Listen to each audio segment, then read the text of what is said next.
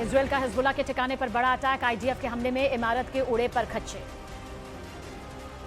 Israel के Haifa पर Iran की स्ट्राइक, रणनीतिक, औद्योगिक और संचार ठिकानों पर ईरान ने एयर स्ट्राइक की। ईरान से जंग खत्म करने को लेकर ट्रंप का बड़ा दावा, एक इंटरव्यू में डोनाल्ड ट्रंप ने युद्ध जल्द खत्म होने की बात कही। ट्रंप बोले अमेरिकी सैन्य कार्रवाई ने ईरान की सैन्य क्षमता को काफी कमजोर किया, जिसके चलते युद्ध का अंत नजदीक। लेबनान की राजधानी बैरूत में इजरायल की एयरफोर्स ने इमारत पर दागी मिसाइल, जोरदार धमाके के साथ पूरी इमारत तबाह। कुवैत में अमेरिकी सैन्य बेस पर ईरान का हमला, हमले में यूएस आर्मी बेस तबाह।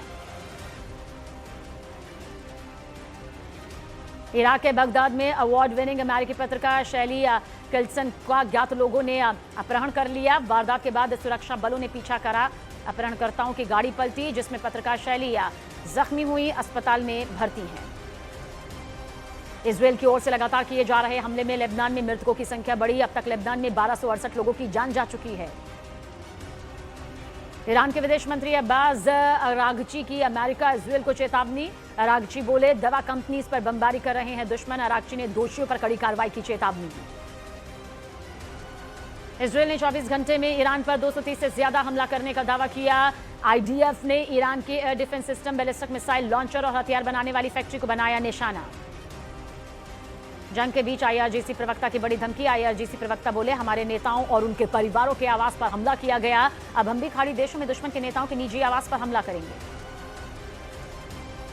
अमेरिकी रक्षा मंत्री पीट हेगसेथ की ईरान को चेतावनी। हेगसेथ बोले ट्रंप ईरान के साथ डील करना चाहते हैं, डील नहीं करने पर अंजाम भीषण होगा। हेगसेथ बोले ट्रंप की शर्तों पर ही युद्ध खत्म होगा। यूएई के दुबई में मिसाइल का मलबा गिरने से 4 लोग जख्मी, घायलों में 2 भारतीय, एक बांग्लादेशी और एक श्रीलंकाई नागरिक शामिल। युद्ध खत्म करने को लेकर बातचीत की खबरों के बीच इजरायल ने ईरान पर हमले का फोकस बदला, सैन्य ठिकाने की जगह ईरानी अर्थव्यवस्था को निशाना बनाने का दिया नया आदेश। महाजंग के बीच इजरायली रक्षा सूत्रों का बड़ा दावा, युद्ध शुरू होने से पहले ही हिजबुल्लाह और ईरान ने इजरायल पर हमले की बनाई थी योजना। 1000 रदवान स्पेशल फोर्स को हमले के आदेश दे दिए गए थे। ईरान से युद्ध के बीच अमेरिका ने पोलैंड से पेट्रियट एयर डिफेंस सिस्टम की मांग की। मिडिल ईस्ट में सुरक्षा बढ़ाने के लिए अमेरिका ने पोलैंड से किया अनौपचारिक अनुरोध। अमेरिकी रक्षा मंत्री पीट हेगसेथ का नेटो देशों पर हमला। हेगसेथ बोले कुछ देश जरूरत के वक्त साथ नहीं देते, ऐसे में इन देशों का गठबंधन मायने नहीं रखता। चीन और पाकिस्तान ने ईरान के साथ अमेरिका इजरायल जंग में तत्काल सीज फायर की मांग की। दोनों देशों ने बातचीत की मांग करते हुए एक संयुक्त 5 सूत्रीय योजना प्रस्तावित की। प्रस्तावित योजना में नागरिक इंफ्रास्ट्रक्चर की सुरक्षा, समुद्री मार्गों को खोलने जैसे मुद्दे शामिल रहे।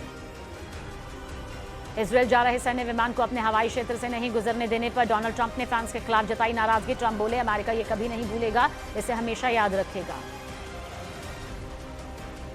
ट्रंप ने ब्रिटेन, फ्रांस, जर्मनी समेत कई देशों को दी नसीहत। हॉर्मुज स्ट्रेट बंद होने से जेट फ्यूल नहीं मिलने पर नसीहत। ट्रंप बोले अमेरिका से जेट फ्यूल खरीदे, या हिम्मत है तो स्ट्रेट ऑफ हॉर्मुज पर कब्जा कर लें। इजरायल के कई इलाकों में ईरान का भीषण मिसाइल हमला, हमले में कई लोगों के जख्मी होने की खबर। हमले में घरों को नुकसान की तस्वीरें भी सामने आई। इजरायल ने तेहरान में बैटरी फैक्ट्री पर मिसाइल हमला कर दिया। हमले के बाद फैक्ट्री में भीषण आग लग गई। ईरान ने खाड़ी देशों में मौजूद अमेरिकी टेक कंपनीज पर हमले की बहुत बड़ी धमकी दी है। आईआरजीसी ने बोइंग, टेस्ला, मेटा, गूगल और एप्पल समेत 15 से ज्यादा कंपनीज पर हमले की चेतावनी जारी की। कंपनी में काम कर रहे कर्मचारियों से ऑफिस खाली करने की अपील की गई। लेबनान की राजधानी बैरूत में हिजबुल्लाह के ठिकाने पर इजरायल का हवाई हमला, हमले में बिल्डिंग पूरी तरह तबाह। ईरान ने कुवैत में अमेरिकी सैन्य अड्डे पर भीषण हमला कर दिया। हमले में अमेरिकी सैन्य अड्डा खंडहर में तब्दील। ईरान के बाद हिजबुल्लाह ने भी दागी हाइफा ऑयल रिफाइनरी पर मिसाइल, आग बुझाने में जुटे इजरायली दमकल कर्मी।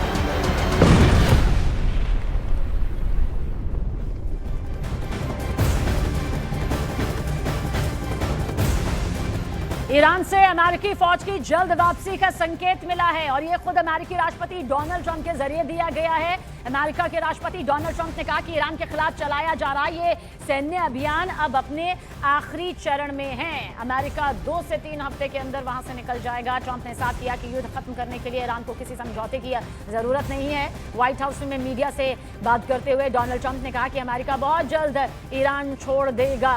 लेकिन अभी भी देखिए वही सख्त लहजा यहां पर अमेरिकी राष्ट्रपति डोनाल्ड ट्रंप का सामने आ रहा है। सीधे तौर पर यहां पर कहा गया है कि ईरान जंग से जल्द वापस लौटेगी अमेरिकी सेना।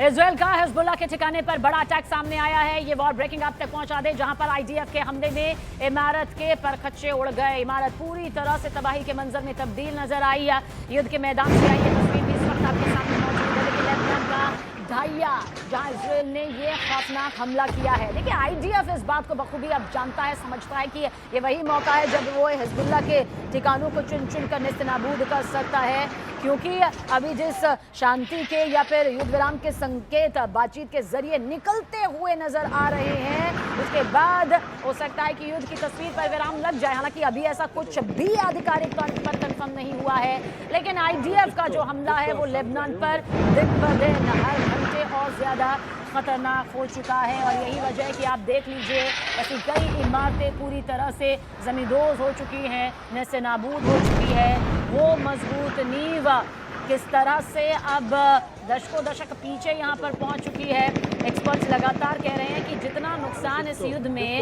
इन 33 दिनों में हुआ है उसकी भरपाई के लिए अब बहुत पीछे यहाँ पर ईरान पहुंच चुका है। बहुत पीछे यहाँ पर इजरायल के वो इलाके पहुंच चुके हैं जहाँ पर ईरान के जरिए भी पलटवार किया जा रहा है। और देखिए काले धुएं का ये गुब्बार जो कि आसमान से फटा हुआ इस वक्त नजर आ रहा है। ये महाजंग महायुद्ध का 33वां दिन है। 1 महीने से कि ज्यादा का ये वक्त यहाँ पर बीत चुका है। और सोचिए कितनी खतरनाक तस्वीरें यहाँ पर ड्रोन मिसाइल बम वर्षा को लेकर सामने आ चुकी है।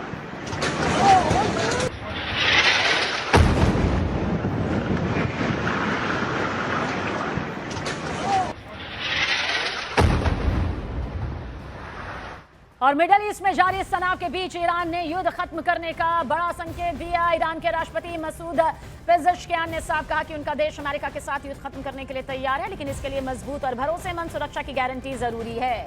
ईरान का कहना है कि बिना ठोस आश्वासन के वो आगे नहीं बढ़ेगा। ये बयान ऐसे वक्त में सामने आया जब पिछले 1 महीने से अमेरिका और ईरान के बीच ये संघर्ष यहाँ पर जारी है। और ईरान के राष्ट्रपति मसूद पेज़ेश्कियान के इस बयान ने मिडल ईस्ट की जंग का पूरा समीकरण बदल दिया है। जंग जारी है, लेकिन ईरान कह रहा है कि वो इसे खत्म करने को तैयार है। बस शर्त यह है कि ठोस सुरक्षा की गारंटी मिले। इसके लिए राष्ट्रपति मसूद पेज़ेश्कियान ने कहा है कि ईरान शांति चाहता है, लेकिन पूरी मजबूती के साथ, पूरे भरोसे के साथ। और साथ ही उन्होंने अमेरिका पर अंतर्राष्ट्रीय कानून का उल्लंघन करने का भी आरोप लगाया है। यानी कि एक तरफ शांति की पेशकश और दूसरी तरफ सख्त संदेश यहाँ पर ईरान की तरफ से दिया गया है। बहरहाल ईरान और अमेरिका के बीच जारी ये तनाव जिसमें नया मोड़ आ गया। वॉर ब्रेकिंग मिसाइल और ड्रोन से आगे बढ़कर अब टेक्नोलॉजी कंपनी निशाने पर है। ईरान की रिवोल्यूशनरी गार्ड्स ने 18 अमेरिकी कंपनीज की लिस्ट जारी की है। हमले की चेतावनी दी गई है और इस तरह बड़े कॉर्पोरेट ठिकाने भी असुरक्षित नजर आ रहे हैं। इस लिस्ट में माइक्रोसॉफ्ट, गूगल, एप्पल, इंटेल और टेस्ला के नाम शामिल हैं। आईआरजीसी ने अपने बयान में चेतावनी भरे लहजे में कहा है कि इन कंपनीज को ईरान में होने वाले हर आतंकी हमले के बदले अपनी अपनी यूनिट के तबाह होने की उम्मीद रखनी चाहिए। और देखिए किस तरह से यूएस की टेक कंपनीज पर हमले की ये बहुत बड़ी धमकी दी गई है। ये वो टेक कंपनीज हैं जिनके भरोसे पूरे अर्थव्यवस्था कहिए, जिनके भरोसे कहिए पूरी मजबूती जो है वो मिलती है। और इसी मजबूती के साथ में ये वैश्विक तौर की मजबूती है, ये किसी एक कंट्री से जुड़ी हुई नहीं है। और आप समझ लीजिए कि इसी पर ये हमले की पूरी बड़ी चेतावनी यहाँ पर दी गई है। और उधर मिडल ईस्ट में लगातार जारी है जंग, जहां पर खतरनाक मोड़ है। आईआरजीसी ने धमकी देते हुए कहा कि उनके नेताओं और परिवारों को निशाना बनाए जाने के बाद अब वो दुश्मन देश के नेताओं और उनके घरों को भी निशाना यहां पर बनाएंगे। तो वार पलटवार में अब दायरा देखिए किस हद तक यहां बढ़ चुका है। नेताओं और उनके परिवार को भी यहां पर टारगेट किया जाएगा। आईआरजीसी की तरफ से ये कहा गया है। ईरान ने अपने सर्वोच्च नेताओं को खोया है, अपने उन प्रमुख चेहरों को खोया है, उन रीढ़ की हड्डी को खोया है, जहां पर वो कह रहा है कि अब वो भी नेताओं और उनके परिवारों को टारगेट करेगा। ये मुसल्लह जमहूरियत इस्लामी ईरान در اقدامی تلافی جویانه محل سکونت فرماندهان و مسئولان سیاسی آمریکا و رژیم صهیونیستی در منطقه و سرزمین‌های اشغالی را هدف قرار خواهند داد.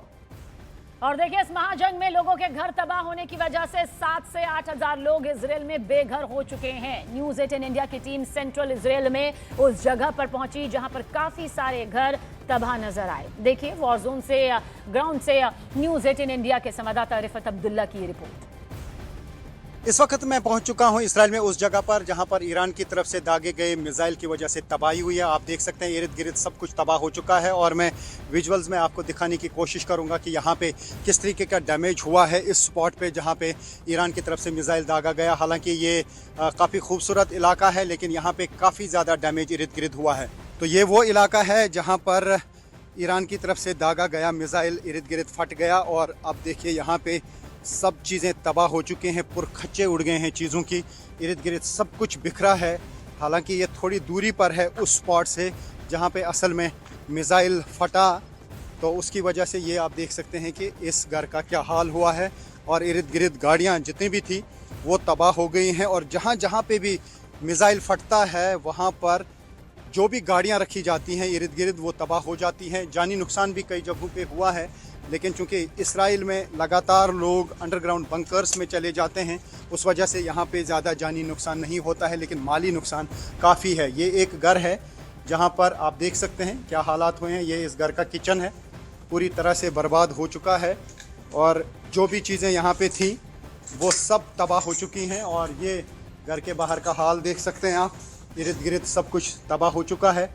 तो इस पूरे इलाके में बहुत ज़्यादा भयानक तबाही देखने को मिल रही है जो हम यहाँ से अभी देख पा रहे हैं। तो सब कुछ यहाँ पे तबाह हो चुका है। तो लगातार ईरान और इसराइल के दरमियान युद्ध जारी है और इसी बीच इसराइल में भी काफ़ी सारे इलाके अब तबाह होते जा रहे हैं।